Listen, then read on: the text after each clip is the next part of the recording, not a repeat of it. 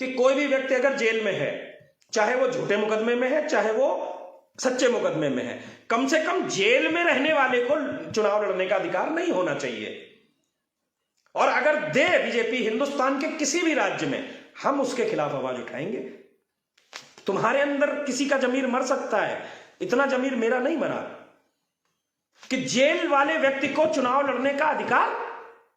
ये कहां का सिस्टम है? ये कौन सा संविधान था यार? है? और कुछ लोग कह रहे हैं आरएलडी, कुछ लोग कह रहे सपा, कुछ लोग कह रहे भाजपा, कुछ लोग कह रहे बसपा। भाई ये आपका अपना अधिकार है, आप कुछ भी कहिए, ठीक, ये आपका अपना अधिकार है। यहां पे सवाल है कि हमें, कुछ लोग कह रहे हैं कि भाई रोजगार छीन लिया। हां, 2017 से पहले तो तुम आईपीएस हुआ करते थे, हैं? हरीश कुमार दुबे बता रहे हैं बीजेपी की उपलब्धियां बताओ। बहुत अच्छे, मैंने बताया था ना, सवाल करने जो आएगा, जब ढंग का सवाल कोई करेगा, ठीक, वो ब्राह्मण सबसे पहले आ जाएगा, क्योंकि इनके दिमाग में भर दिया गया है, ठीक, इनको लिस्ट थमा दी है समाजवादी पार्टी, कांग्रेसी और इनके लोगों ने कि देखो 500 हम ब्राह्मण मार दिए। हमने एक से कहा, एक भाई से हमने कहा, उससे ये पूछो कि कितने ठाकुर मारे? कहीं एक भी ठाकुर नहीं मारा। तो हमने कहा मुन्ना बजरंगी कौन था? तो कहता ऐसा एक आधा होगा। हमने कहा मुन्ना बजरंगी का तुमको पहले पता था? बोला नहीं पता था। तो हमने कहा लिस्ट निकलवा के लाओ। आज तक वापस ही नहीं आया। इस राजनीति में फंसने वाले, बीजेपी की उपलब्धि, बीजेपी ने 5 साल सिर्फ उपलब्धि वाला ही कार्य किया है। दंगाइयों के पोस्टर लगवा दिए, ये उपलब्धि नहीं है। लव जिहाद के खिलाफ कानून बना दिया, ये उपलब्धि नहीं है। ये तुम्हारा लखनऊ से लेके और कहां तक है, 350 किलोमीटर लंबा हाईवे बना दिया, ये उपलब्धि नहीं है। राम मंदिर का निर्माण चल रहा है, ये उपलब्धि नहीं है।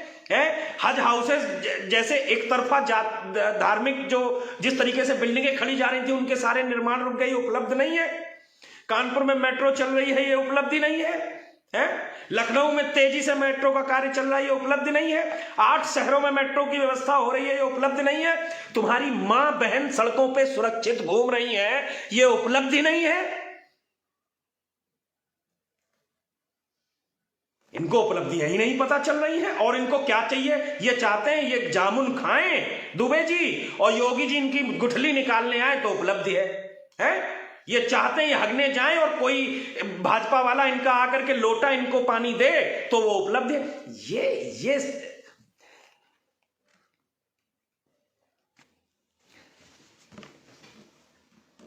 भाई सुनो, कुछ लोग कह रहे हैं कि जो ये मारे गए वो मारे गए, अपने नेता से कहलवा के दिखाओ जिनको तुमने ब्राह्मणों को विधायक और सांसद बना के भेजा, ठीक, बहकावे में मत आओ। या तो लिस्ट लेकर के आओ कि कितने ब्राह्मण मरे, कितने ठाकुर मरे, कितने यादव मरे, कितने जातीय लिस्ट लेकर के आओ, ठीक। और सुनो, अगर विकास दुबे जैसे लोगों को बढ़ावा दोगे तो कल को विकास दुबे फिर पैदा होंगे और फिर विकास दुबे में गोली पड़ेगी, फिर गाड़ी पलटेगी विकास दुबे की, तुम फिर कहोगे ब्राह्मण मारा गया।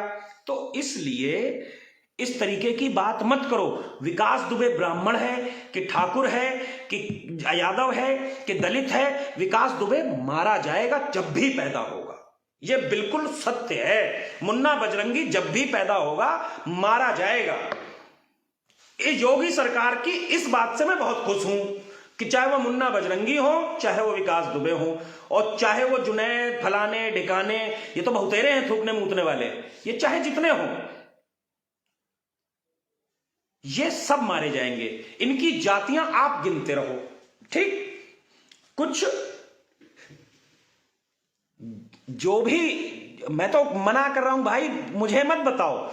मैं तो कह रहा हूं जिनको अपनी जातियां धर्म से ऊपर लगती हों वो मुझे छोड़कर चले जाएं, ठीक। मैं तो अभी का अभी कह रहा हूं कि भाई मस्तक से ऊपर कभी छाती नहीं होती, ठीक, और धर्म से बड़ी कभी जाति नहीं होती, वो किसी भी जाति का कोई भी व्यक्ति हो। मैं तो हमेशा से कहता हूं कि कुछ लोग कहते हैं कि फलाना कानून उनके खिलाफ बन गया, ढिकाना कानून उनके खिलाफ बन गया। कई बार मैं बड़ी गहराई से सोचता हूं, ठीक, कि कानून तो इतने ज्यादा भ्रष्ट हैं, कभी कोई इसकी बात नहीं करता कि भैया हत्यारे 6 महीने में कैसे बाहर आ जाते हैं। शैलेंद्र प्रताप सिंह की बात करने कोई नहीं आता कि आखिर शैलेंद्र प्रताप सिंह है जिसने एक अपराधी को कोर्ट में, जो उसको मारने की कोशिश कर रहा था, उसको गोली मार दी, उस बेचारे को आज तक जमानत नहीं मिली। इस विकास दुबे ने जिन डीएसपी साहब की हत्या कर दी, उनकी बेटियों को क्या मिला क्या नहीं मिला, इसकी बात जिक्र कोई नहीं करना चाहता। लेकिन अपराधियों को अपना नाजायज बाप बनाने में हर जाति वाले, क्योंकि इनको कोई अच्छा बढ़िया आदमी नहीं मिलेगा, ठीक, इनको एक जाति को अपना देख करके उसमें चाहे वो कोई अपराधी हो चाहे वो कोई भला आदमी, उनको सबको एक ही ढकेल में तौल देना है। भाई 10-10, 20-20 लोगों को इनवाइट कर लो। पार्थ दावे कह रहे हैं, अब देखिए यहां पे कि ब्राह्मण की 90 एनकाउंटर हुए, ठाकुर के 35, दलित के 110, तो हो सकता है ये लोग अपराधी रहे होंगे, इसमें क्या बुरा हो गया है? तुम कह दो दलित विरोधी सरकार है, कहो, लिखो, पार्थ दावे आप लिखिए कि ये दलित विरोधी भी सरकार है? तो इसका मतलब ये हुआ ना कि ये दलित विरोधी भी सरकार है। दलितों के 110 हो गए, मुसलमानों की लिस्ट कहां है? कन्हैया लाल यादव का कहना है समाजवादी पार्टी जिंदाबाद। यादव अगर कहे कि समाजवादी पार्टी जिंदाबाद तो हमें समझ में आता है, लेकिन कोई यादव हाउस नहीं बनता है, कोई यदुवंशी नगर नहीं बनता है।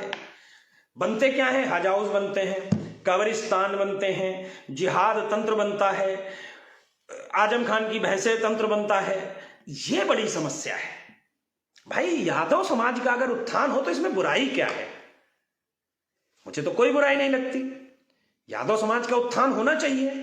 लेकिन भैया ये यादव के नाम पे वोट लेकर यादव के नाम पे वोट लेकर, मुलायम के नाम पे वोट लेकर मुल्ला यम बन जाना, यह थोड़ा मुश्किल है? यहां समझ में नहीं आता है।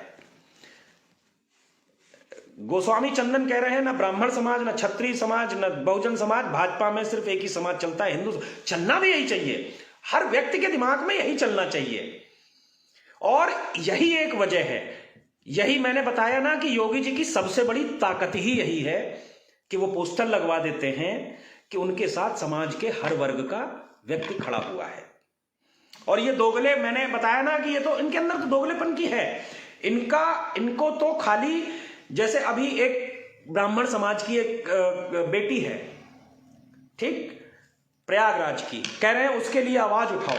फिर मुझे उसकी इतिहास बताना पड़ेगा कि उसका किन वजहों से उसके साथ ये दुराचार हुआ। वो इतिहास नहीं बताना है, उसके लिए सिर्फ आवाज उठाओ। मैंने उनके परिवार से बात की,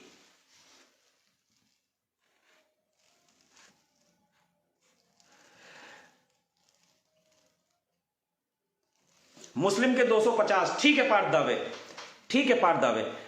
तो मैं ये कह रहा था कि ठीक है पार्थ दावे, आपकी बात मैं समझ गया भाई, समझ गया। मनोरंजन रॉय कह रहे हैं सफाई, तो भाई हम कब कह रहे हैं सफाई बहुत जरूरी है? हम तो कह रहे हैं, मैं तो ये कह रहा हूं कि सफाई बहुत जरूरी है। सफाई तो हम भी चाहते हैं, लेकिन मुख्तार अंसारी, अतीक अहमद, नावेद अब्दुल्ला, जुनैद फारूक वाली सफाई नहीं चाहते। हम सफाई वाले हैं, इनकी सफाई चाहते हैं, ना कि ऐसे सफाई चाहते हैं। हम समाजवाद की बात करने वाले लोग हैं, समाजवाद के नाम पर इस्लामीकरण करने के समर्थक नहीं हैं, समाजवाद के नाम पर जिन्ना को महान बताने वालों के समर्थक नहीं हैं। जातिवाद कोई भी करे, वो व्यक्ति भाई मेरा नहीं हो सकता। मैं फिर कह रहा हूं,